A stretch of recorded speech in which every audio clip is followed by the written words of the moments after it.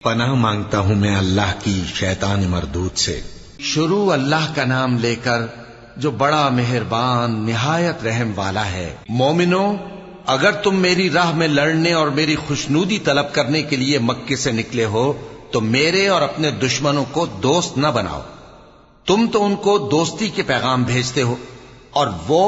دین حق سے جو تمہارے پاس آیا ہے منکر ہیں، اور اس وجہ سے کہ تم اپنے پروردگار یعنی اللہ تعالیٰ پر ایمان لائے ہو، پیغمبر صلی اللہ علیہ وآلہ وسلم کو اور تم کو جلا وطن کرتے ہیں۔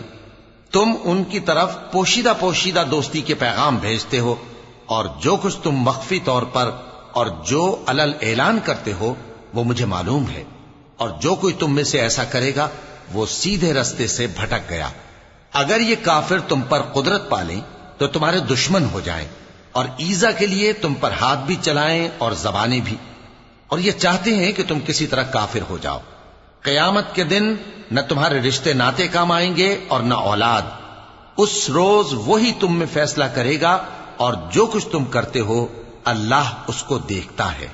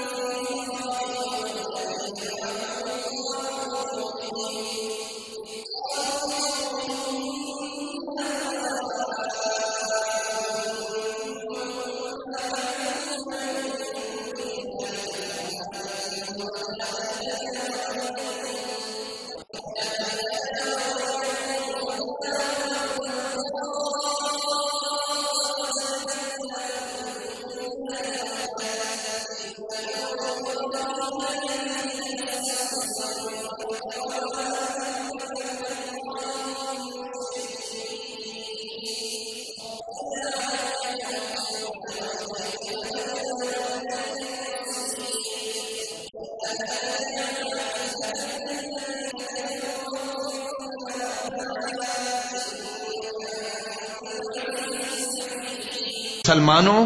تمہیں ابراہیم اور ان کے رفقا کی نیک سیرت کو اپنانا ضروری ہے۔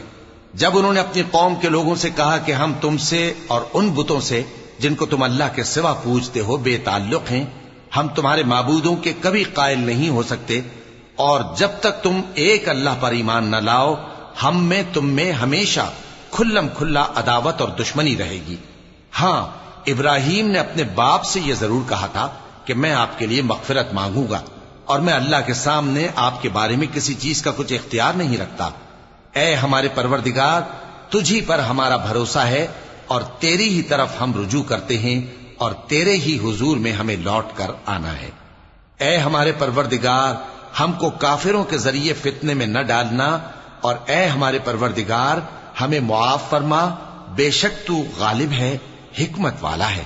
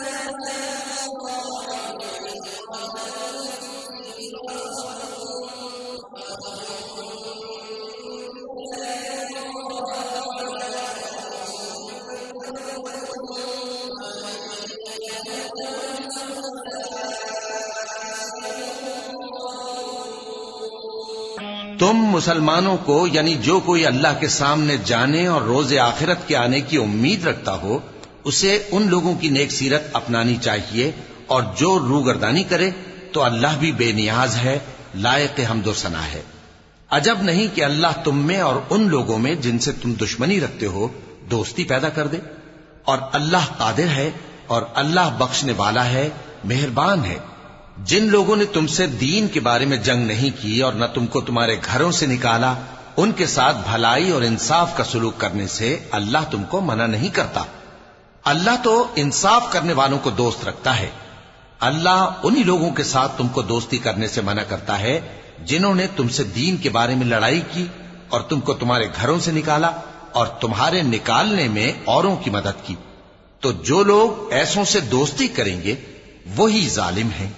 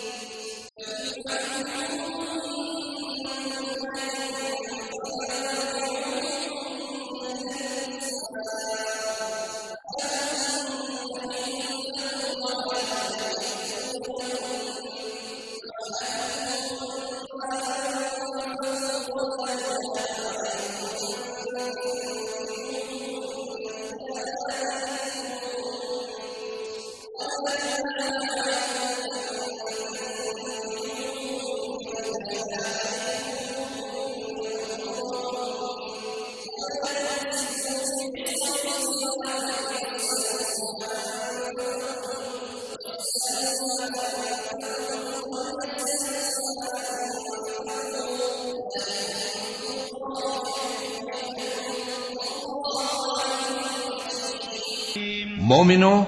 جب تمہارے پاس مومن عورتیں وطن چھوڑ کر آئیں تو ان کی آزمائش کر لو، اور اللہ تو ان کے ایمان کو خوب جانتا ہے۔ سو اگر تم کو معلوم ہو کہ وہ مومن ہیں تو ان کو کفار کے پاس واپس نہ بھیجو کہ نہ یہ ان کو حلال ہیں اور نہ وہ ان کو حلال ہیں، اور جو کچھ انہوں نے ان پر خرچ کیا ہو وہ ان کو دے دو، اور تم پر کچھ گناہ نہیں کہ ان عورتوں کو مہر دے کر ان سے نکاح کر لو، اور کافر عورتوں کے ساتھ تعلقات نکاح باقی نہ رکھو، یعنی انہیں کفار کو واپس دے دو، اور جو کچھ تم نے ان پر خرچ کیا ہو تم ان سے طلب کر لو، اور جو کچھ انہوں نے اپنی عورتوں پر خرچ کیا ہو وہ تم سے طلب کر لیں۔ یہ اللہ کا حکم ہے جو تم میں فیصلہ کیے دیتا ہے، اور اللہ جاننے والا ہے، حکمت والا ہے۔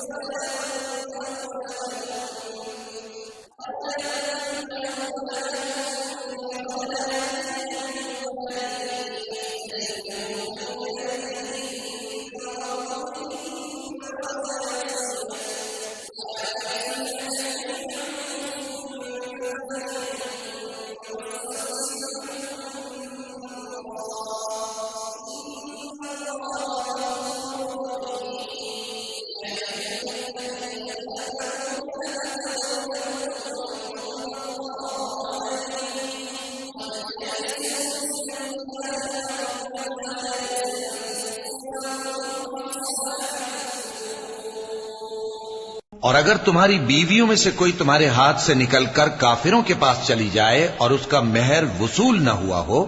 پھر تم ان سے جنگ کرو اور ان سے تم کو غنیمت ہاتھ لگے، تو جن کی بیویاں چلی گئی ہیں ان کو اس مال میں سے اتنا دے دو جتنا انہوں نے خرچ کیا تھا، اور اللہ سے جس پر تم ایمان لائے ہو ڈرتے رہو۔ اے پیغمبر صلی اللہ علیہ وآلہ وسلم، جب تمہارے پاس مومن عورتیں اس بات پر بیعت کرنے کو آئیں کہ نہ تو اللہ کے ساتھ شرک کریں گی، نہ چوری کریں گی، نہ بدکاری کریں گی، نہ اپنی اولاد کو قتل کریں گی، نہ اپنے ہاتھ پاؤں کے درمیان کوئی بہتان باندھ لائیں گی، اور نہ نیک کاموں میں تمہاری نافرمانی کریں گی، تو ان سے بیعت لے لو اور ان کے لیے اللہ سے بخشش مانگو، بے شک اللہ بخشنے والا ہے، مہربان ہے۔ مومنوں، ان لوگوں سے جن پر اللہ غصے ہوا ہے دوستی نہ کرو، کیونکہ جس طرح کافروں کو مردوں کے جی اٹھنے کی امید نہیں، اسی طرح ان لوگوں کو بھی آخرت کے آنے کی امید نہیں۔